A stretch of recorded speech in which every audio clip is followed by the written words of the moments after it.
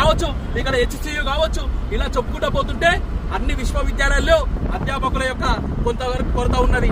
అలాంటి స్టేట్ యూనివర్సిటీల యొక్క కొరతను అన్నిటిని కూడా నువ్వు తీర్చే ప్రయత్నం చేయి.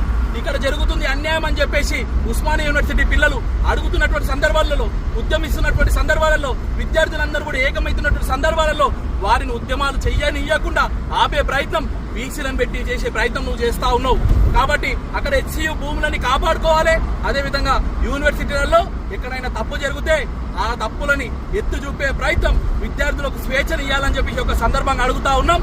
మేము రాష్ట్రంలో ఉన్నటువంటి అన్ని విశ్వవిద్యాలయాలకు సంబంధించినటువంటి భూముల యొక్క కాపాడడానికి భారతీయ జనతా యువ మోర్చా కార్యకర్తలు ఎంత దూరం పోవడానికైనా సిద్ధమే.